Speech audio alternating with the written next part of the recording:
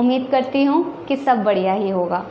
ठीक है friends, I am hoping कि आप सभी ने मेरी फर्स्ट वीडियो और सेकंड वीडियो देख ली होगी। ठीक है, सेकंड वीडियो में हमने पॉलिनोमियल्स की डेफिनेशन पढ़ी थी कि पॉलिनोमियल्स क्या होते हैं। ठीक है, और कुछ एग्जांपल्स भी देखे थे। तो इस वीडियो में मैं आपको पॉलिनोमियल्स को और ज़्यादा डिटेल में एक्सप्लेन करूँगी। पहले हम कुछ एग्जांपल्स करेंगे पॉलिनोमियल्स के, और फिर कुछ ऐसी चीज़ें पढ़ेंगे जो पॉलिनोमियल्स पढ़ते टाइम हमें देखनी चाहिए। कुछ ऐसी डेफिनेशंस करेंगे पॉलिनोमियल्स के बारे में कि पॉलिनोमियल में क्या क्या बातें होती हैं, जैसे डिग्री होता है, टर्म्स होती हैं, कोफिशिएंट्स होते हैं, ये सब बातें करेंगे। पर इन सब बातों को करने से पहले हम पॉलिनोमियल्स के कुछ और एग्जांपल्स देखते हैं ताकि हमें पॉलिनोमियल्स बिल्कुल क्लियर हो जाए। तो अगर मैं लास्ट वीडियो की बात करूं, उसमें हमने पॉलिनोमियल्स की डेफिनेशन क्या करी थी, एक बार ही दोबारा रिकॉल करा देती हूँ। क्या करा था हमने कि पॉलिनोमियल किसे कहते थे, क्या था पॉलिनोमियल? एक ऐसा अलजेब्रिक एक्सप्रेशन जिसमें जितने भी वेरिएबल्स आ रहे हैं उनकी पावर क्या होनी चाहिए थी, होल नंबर होनी चाहिए थी। होल नंबर मतलब 0, 1, 2, 3 ये, ठीक है ना, नेगेटिव नहीं आना चाहिए था और फ्रैक्शन नहीं आना चाहिए था। ये हमने पॉलिनोमियल की डेफिनेशन पढ़ी थी और कुछ एग्जांपल्स भी देखे थे। तो चलिए आइए कुछ और एग्जांपल्स देखते हैं और अपने लेक्चर को कंटिन्यू करते हैं। आइए, तो देखिए एग्जांपल, जैसे कि मैंने एक एग्जांपल लिखा, √y प्लस में 6x² प्लस में 8z, ये लिखा मैंने। इसे क्या बोलते हैं, √y। ठीक है ना, ये अंडर रूट का साइन है। और इसका मतलब होता क्या है, अगर कहीं पर भी ये साइन लगा है, इसका मतलब क्या है कि ये जो y है इसकी पावर कितनी है, 1/2। अगर कहीं पर भी आपको ये अंडर रूट का साइन मिलता है, इसका मतलब है पावर कितनी है उस वेरिएबल या उस नंबर की जो भी अंडर रूट के अंदर पड़ा हुआ है, जो भी अंडर रूट के अंदर पड़ा है उसकी पावर कितनी होगी, 1/2 प्लस में 6x² प्लस में 8z। ठीक है, ये है। अब ये एक अलजेब्रिक एक्सप्रेशन है। ठीक है, क्यों है अलजेब्रिक एक्सप्रेशन? क्योंकि इसमें वेरिएबल्स, कॉन्स्टेंट्स आपस में क्या हुए हुए हैं, कंबाइन हुए हुए हैं with the help of arithmetic operation. अब हमें चेक करना है कि क्या ये पॉलिनोमियल बना रहा है या नहीं बना रहा है। तो अब देखिए, अब यहाँ पर वेरिएबल की पावर कितनी है, 1/2। तो क्या 1/2 होल नंबर है, नहीं है। ठीक है, यहाँ पे वेरिएबल की पावर कितनी है, 2 होल नंबर है। यहाँ वेरिएबल की पावर कितनी है, 1 भी होल नंबर है। लेकिन डेफिनेशन में तो क्या था पॉलिनोमियल की, कि जितने भी वेरिएबल्स इन्वॉल्व हो रहे हैं सबकी पावर क्या होनी चाहिए थी, होल नंबर होनी चाहिए थी। सबकी पावर तो होल नंबर क्या है, नहीं है, क्योंकि 1/2 होल नंबर नहीं होता। तो ये हमारे पास ये अलजेब्रिक एक्सप्रेशन पॉलिनोमियल नहीं होगा। तो ये क्या है, नॉट अ पॉलिनोमियल। ठीक है, ये एग्जाम्पल क्लियर हुआ। तो चलिए आइए एक और एग्जाम्पल देखते हैं और थोड़ा सा इसको क्लियर करते हुए फिर आगे बढ़ते हैं। जैसे कि मैंने ये लिखा, 6x² प्लस में 8y प्लस में 7z की पावर 7/4। ठीक है, ये लिखा। सेम फैक्ट यहाँ पर देखें, यहाँ पर वेरिएबल की पावर 2, यहाँ 1, यहाँ पर 7/4। तो ये भी क्या है, ये भी पॉलिनोमियल नहीं होगा, क्योंकि 7/4 जो है वो हमारे पास होल नंबर नहीं है। तो it is not a polynomial. अच्छा, चलिए अब ना एक और चीज़ देखते हैं कि अभी हमने, अगर मैंने यहाँ पर चलिए अब मैंने ये एक एग्जांपल लिखा, 6x² प्लस में 8y प्लस में 9z। ठीक है, ये लिखा। तो क्या ये पॉलिनोमियल है, चेक करो।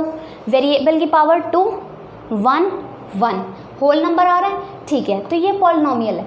तो हम इसे ना ऐसे लिखेंगे, इट इज़ अ पॉलिनोमियल। ये हमारे पास एक पॉलिनोमियल है। और एक बात और होती है कि ये पॉलिनोमियल तो है और इसमें कितने वेरिएबल्स में ये पॉलिनोमियल है। लास्ट वीडियो में मैंने आपको बताया था कि अब हम इन डिफरेंट वेरिएबल्स में कैसे जज करेंगे। जैसे अगर मैं यहाँ पर ये भी लिख देती 7x, तो बताओ इसमें कितने तरह के वेरिएबल्स हैं, 4 टाइप्स के या 3 टाइप्स के, 3 टाइप्स के। क्योंकि वेरिएबल देखना है, वेरिएबल की पावर से हम उसको जज नहीं करेंगे कि वो सेम है या डिफरेंट है। ठीक है, यहाँ x वेरिएबल है, यहाँ y, यहाँ z, ये तो फिर से सेम x आ गया ना। तो यहाँ इस पॉलिनोमियल के अंदर टोटल कितने वेरिएबल्स हैं, 3 वेरिएबल्स हैं।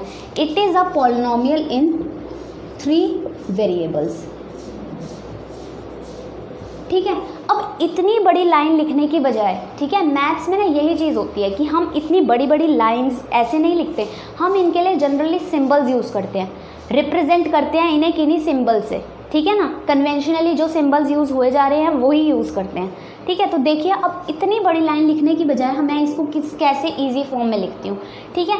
पॉलिनॉमियल है, पॉलिनॉमियल वर्ड के लिए ना हम ए से लेकर जेड तक में कोई भी अल्फ़ाबेट यूज़ कर सकते हैं, ठीक है। तो देखो अब हम पॉलिनॉमियल के लिए क्या लगा दिया हमने, पी लगा दिया। तुम पी लगा सकते हो, क्यू लगा सकते हो, आर जेड कुछ भी लगा सकते हो, ठीक है ना, एनीथिंग। अब वेरिएबल्स कितने हैं इसके अंदर, 3 टाइप्स के, कौन कौन से, एक्स, वाई और जेड, ठीक है। ये बात ऑब्वियसली थोड़ी सी कॉमन सेंस पे भी बेस्ड है कि जो वेरिएबल्स हम अंदर लिख रहे हैं उसी के नाम से हम पॉलिनॉमियल का नाम नहीं लिखेंगे, कन्फ्यूजन हो जाएगा, ठीक है ना। तो या तो आप उसे कैपिटल में लिख दीजिए, मान लीजिए आप उसे ऐसे भी लिख सकते हैं, एक्स एक्स वाई जेड, इस तरीके से लिख दीजिए।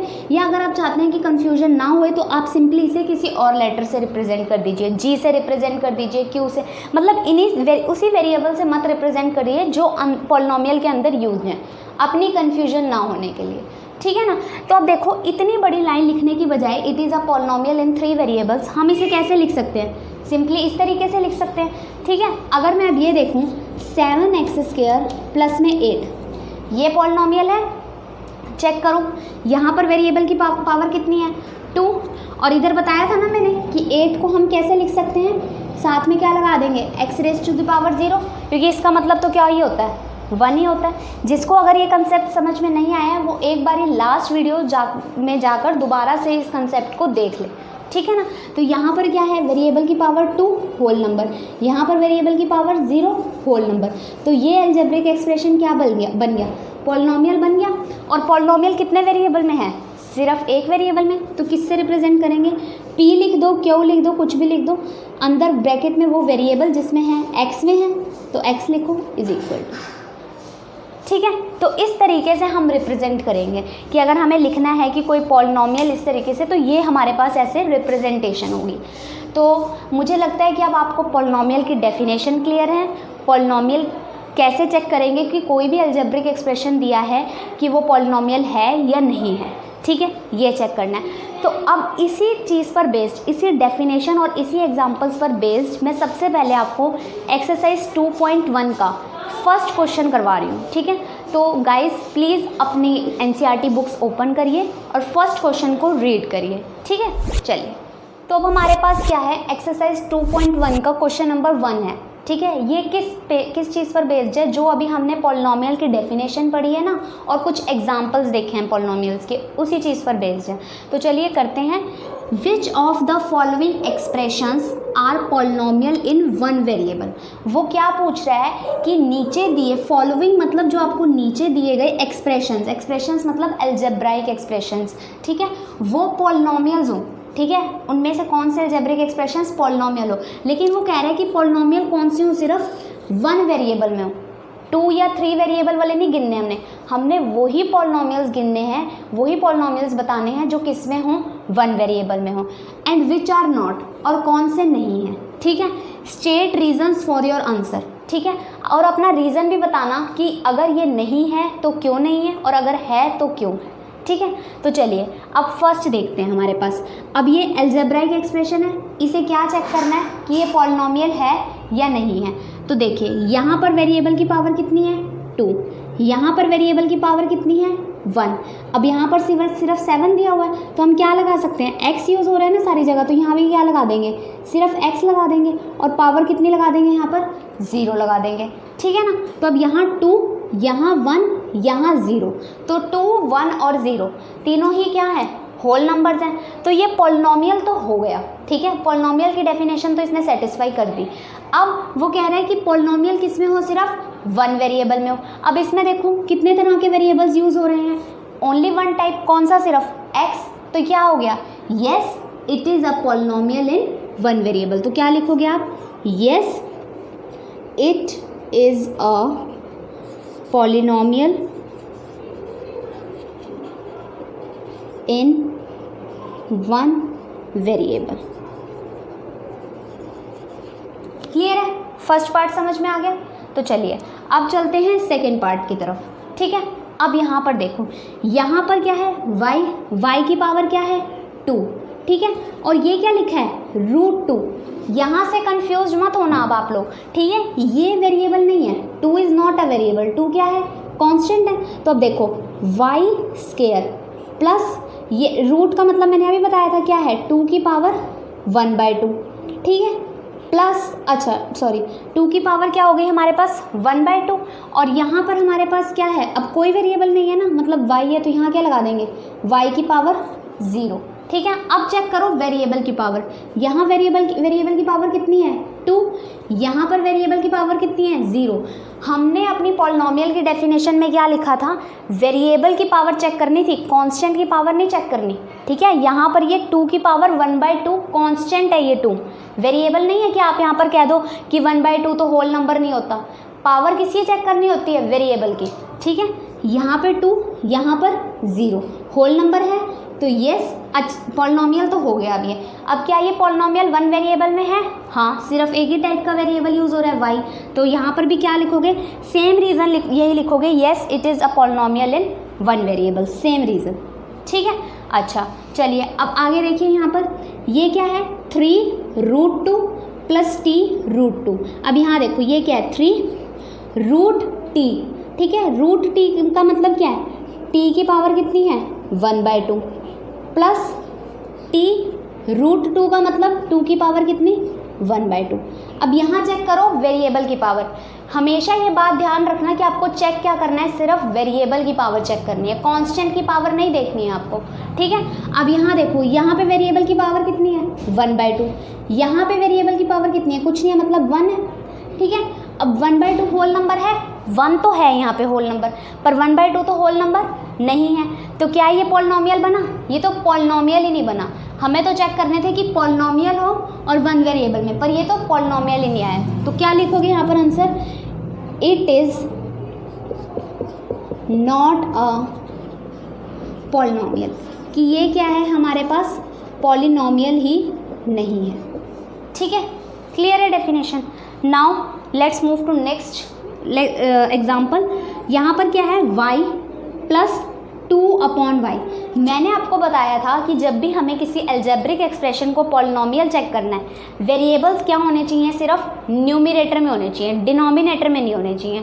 तो अब यहाँ पर क्या है देखो, ये वेरिएबल कहाँ पर है डिनोमिनेटर में, इसे कहाँ लेकर जाना पड़ेगा न्यूमरेटर में लेकर जाना पड़ेगा। तो देखो ये y है, इसको तो ऐसे ही लिखो, प्लस 2 को एज इट इज़ लिखो, यहाँ पे y की पावर कितनी है 1, जब ये ऊपर चला जाएगा तो y की पावर कितनी हो जाएगी -1, ये हो जाएगी, ठीक है। अब यहाँ y की पावर 1 और यहाँ y की पावर -1, ये 1 तो होल नंबर है, पर -1 होल नंबर है नहीं है, तो क्या लिखोगे, सेम रीज़न लिखोगे कि ये भी पॉलिनॉमियल नहीं बनेगा, ये पॉलिनॉमियल ही नहीं है।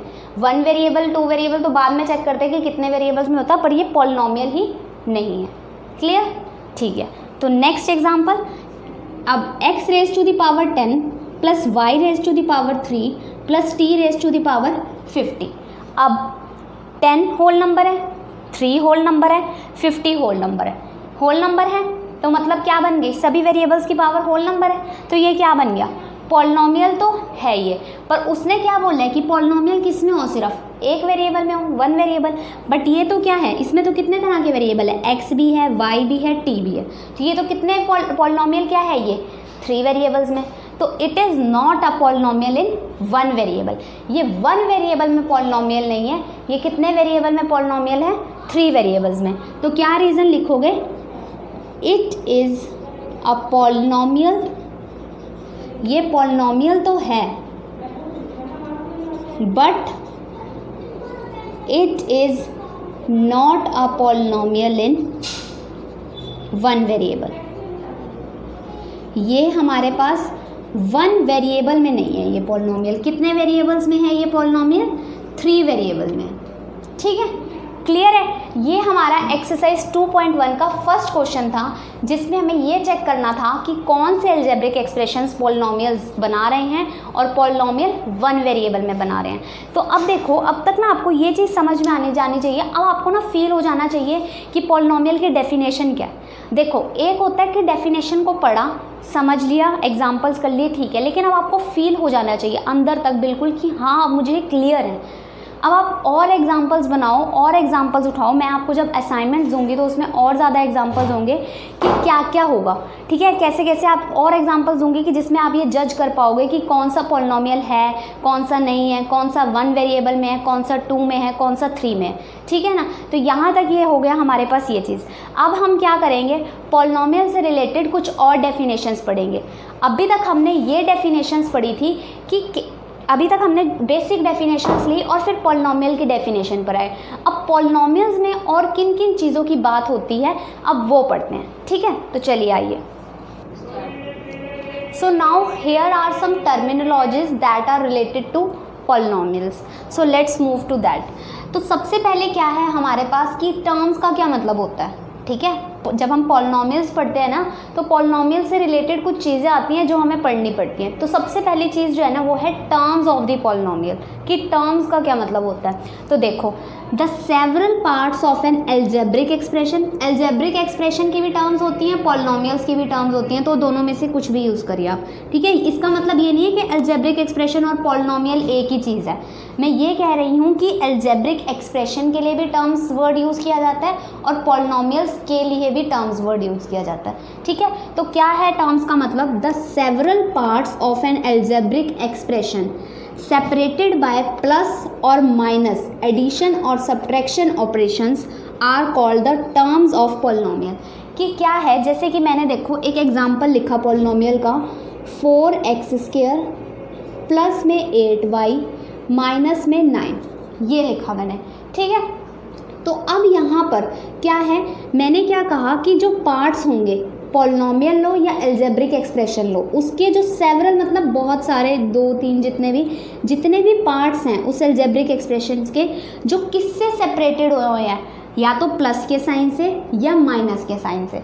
हमने मल्टीप्लिकेशन और डिवीज़न का साइन इसमें नहीं काउंट करना है, वो ऑपरेशंस नहीं काउंट करने। कौन से करने हैं ऑपरेशन, सिर्फ ये 2 ऑपरेशन जो इनसे सेपरेट हो रहे होंगे वो टर्म्स होंगी। जैसे अब यहाँ देखो, प्लस का साइन कहाँ पर है, एक यहाँ पर है, एक माइनस का यहाँ पर है, ठीक है। तो कौन, इससे क्या क्या पार्ट्स अलग हो रहे हैं, एक ये पार्ट अलग हो गया, एक ये अलग हो गया और एक ये अलग अलग हो गए ना।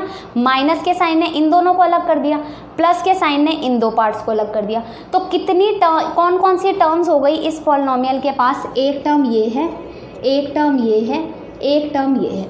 तो इस और क्या लिखा, हाँ ठीक है ना, ये तो पॉलिनोमियल के पास कितनी टर्म्स हैं, हमारे पास 3 टर्म्स हैं। मैं यहाँ पर एक सेकेंड, यहाँ पर अगर हम देखें, यहाँ मैं इसको क्लियरली लिखती हूँ। अगर हमारे पास ये एग्जांपल है 4x² प्लस में 8y माइनस में 9, ठीक है, ये हो गया। तो अब हमारे पास कितनी टर्म्स हो गई, 3 टर्म्स। कौन कौन सी टर्म्स हैं हमारे पास, और साइन के साथ लिखेंगे, ठीक है। कौन सी टर्म है, फर्स्ट 4x², ठीक है, सेकेंड टर्म कौन सी है 8y, और थर्ड टर्म कौन सी है -9। ये हमारे पास क्या है, 3 टर्म्स हैं, किसकी, इस पॉलिनोमियल की, ठीक है। अच्छा, अब हम नेक्स्ट एग्जांपल देखते हैं, जैसे 4/y प्लस में 6z², ठीक है। अब इसमें कितनी ऐसे पार्ट्स हैं, अब ये पहले देखो, क्या ये पॉलिनोमियल है, पहली बात तो ये पॉलिनोमियल नहीं है, लेकिन ये एल्जेब्रिक एक्सप्रेशन तो है ना। तो एल्जेब्रिक एक्सप्रेशन के लिए भी हम टर्म्स लिख सकते हैं। तो देखो कितनी टर्म्स हैं, हमने कहा कि प्लस या माइनस से ही सेपरेट होनी चाहिए। प्लस का साइन सिर्फ एक ही है, माइनस का तो है ही नहीं। तो ये प्लस का साइन कितने पार्ट्स में डिवाइड कर रहा है, एक इधर है, एक इधर है। तो कितने पार्ट्स हो गए इस एल्जेब्रिक एक्सप्रेशन के, 2। तो कितनी टर्म्स हैं इसके पास, 2 टर्म्स हैं। रिमेंबर दैट ये पॉलिनोमियल नहीं है, एल्जेब्रिक एक्सप्रेशन है। पहली टर्म है 4/y और सेकेंड टर्म क्या है 6z²। एक बात ध्यान रखना, माइनस का साइन हो तो आगे लगाने की ज़रूरत पड़ती है, जैसे यहाँ पर प्लस का साइन था तो मैंने आगे नहीं लगाया, ये अंडरस्टूड है कि अगर किसी चीज़ के आगे कोई साइन नहीं लगाए तो वो पॉजिटिव ही है, मतलब प्लस ही है उस साइन, उस जो भी हमें एक्सप्रेशन दिया है या पॉलिनोमियल या टर्म दिया है उसके आगे पॉजिटिव साइन ही है। लेकिन अगर माइनस साइन दिया हुआ है ना उस टर्म के आगे तो वो लगाना ज़रूरी है, ठीक है। तो ये हुई हमारे पास टर्म की बात कि हम पॉलिनोमियल या एल्जेब्रिक एक्सप्रेशन अगर हमें दिया होगा तो what do we mean by about the terms of a polynomial, ठीक है, कि इस पॉलिनोमियल में कितनी टर्म्स दी हुई हैं, कौन कौन सी टर्म्स हैं।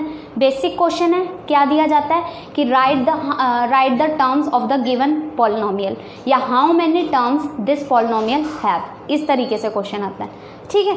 तो चलिए अब नेक्स्ट डेफिनेशन की तरफ बढ़ते हैं, दैट इज कोएफिशिएंट्स, कि कोएफिशिएंट्स क्या होते हैं। देखिए अब क्या डेफिनेशन लिखी हुई है हमारे पास, द कांस्टेंट प्रेजेंट, और उसके बाद एक इम्पॉर्टेंट बात लिखी है विद साइन, साइन भी इंक्लूड करना है, before the variable in each term is called the coefficient of that variable. Definition explain करने से पहले मैं क्या करती हूँ, एक एग्जांपल से इसे क्लियर करती हूँ, फिर डेफिनेशन पर आती हूँ। देखिए जैसे हमने लिखा 4x² प्लस में 23x प्लस में 9, ठीक है।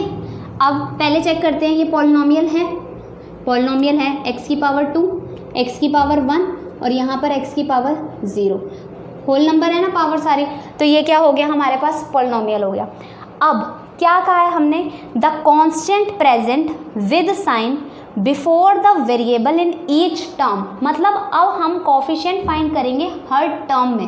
पहले तो देख लो इसके पास कितनी टर्म्स हैं, कितनी टर्म्स दिख रही हैं यहाँ पर, एक ये है, एक ये है और एक ये है। तो पहले लिख लो कितनी टर्म्स हैं, 3 टर्म्स हैं हमारे पास, ठीक है ना, 3 टर्म्स हैं हमारे पास। कौन कौन सी टर्म्स हैं हमारे पास, देखो सबसे पहले है 4x², सबसे पहली टर्म ये है, दूसरी टर्म है हमारे पास 23x और तीसरी टर्म है हमारे पास 9 लिखो या इसके साथ ये भी लिख लो, ठीक है, मर्जी आपकी, एक ही बात है, 9x⁻0 या 9, कोई फ़र्क नहीं पड़ रहा, टर्म्स आ गई। अब वो क्या कह रहा है कि हर टर्म में वेरिएबल से पहले जो कांस्टेंट प्रेजेंट है साइन के साथ, उसे क्या कहेंगे, कोएफिशिएंट कहेंगे उस वेरिएबल का। मतलब पहले हमें पॉलिनोमियल दिया, उसमें से हमने क्या करा, टर्म्स निकाल ली, टर्म्स के बाद हर वेरिएबल का, जैसे यहाँ पर अब वेरिएबल क्या है ये पूरा देखेंगे x², ठीक है ना, इससे पहले जो कांस्टेंट प्रेजेंट है उसे हम क्या बोलेंगे, कोएफिशिएंट बोलेंगे, किसका, x² का। जैसे कि यहाँ पर हम बोलेंगे कि कोएफिशिएंट ऑफ x² इज क्या है, कांस्टेंट 4 है, साइन कुछ नहीं दिया मतलब प्लस है तो लगाने की ज़रूरत नहीं, 4, ठीक है। इधर क्या बोलेंगे, कोएफिशिएंट ऑफ x इज 23, ठीक है। और अगला इसमें क्या बोलेंगे, कोएफिशिएंट ऑफ x⁻0 इज 9, ठीक है। अब ये क्या है, ये जो 9x⁻0 है इसका मतलब सिर्फ 9 है, मतलब अकेला है ना ये, ठीक है। कोई अगर देखा जाए ये वेरिएबल तो कुछ काम नहीं कर रहा, मतलब ये है भी और नहीं भी है, मतलब छुपा हुआ सा है, तो इसके ऐसा लग रहा है कि ये अकेला सा ही है, वेरिएबल नहीं है इसके साथ कुछ। तो ये क्या होता है, कांस्टेंट होता है, कांस्टेंट है ना ये अकेला। तो इसको ऐसे कहने की बजाय हम सिंपल ये भी कह सकते हैं कि ये क्या है, एक कांस्टेंट टर्म है, किसकी, पॉलिनोमियल की, ठीक है। जैसे अगर मैं आपको कोई भी पॉलिनोमियल दूं, ये देखिए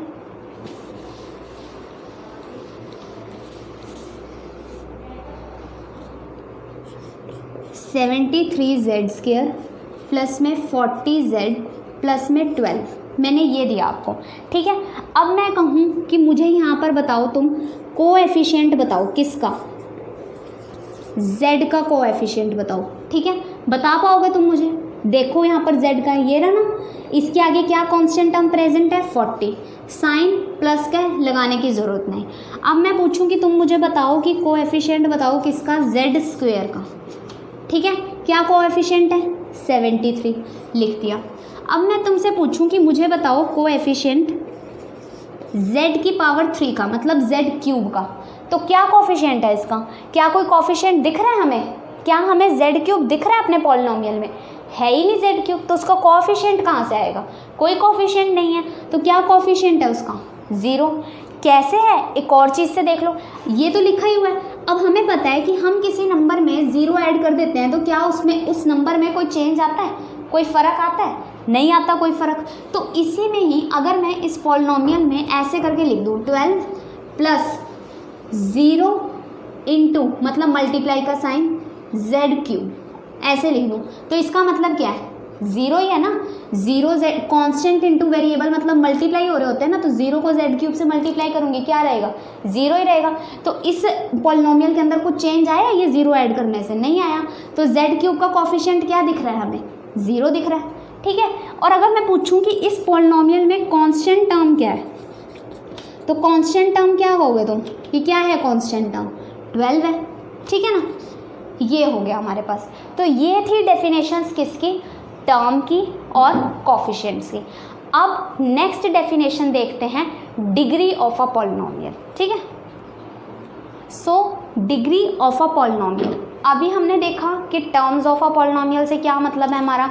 कोएफिशिएंट ऑफ अ टर्म, ठीक है ना, किसी coefficient of a variable in a given term, कि एक टर्म है उसमें इस वेरिएबल का क्या कोएफिशिएंट है हमें पता चल गया। अब नेक्स्ट डेफिनेशन किस चीज़ की है? डिग्री ऑफ अ पॉलिनोमियल, कि पॉलिनोमियल की डिग्री से क्या मतलब है हमारा? तो देखिए, the highest power of the variable in a polynomial is called degree of a polynomial. कि अब क्या होगा अगर हमारे पास मान लीजिए कोई भी पॉलिनोमियल दिया हुआ है, ठीक है, ये पॉलिनोमियल है हमारे पास, ठीक है, इसको मैं ऐसे लिख सकती हूँ p x y z, 3 variables में है ना, लिख दिया मैंने। ठीक है। अब वो क्या है, कह रहा है कि जो भी वेरिएबल की जो सबसे हाईएस्ट पावर है वही क्या होगी? डिग्री होगी। अब यहाँ पर वेरिएबल की पावर कितनी है?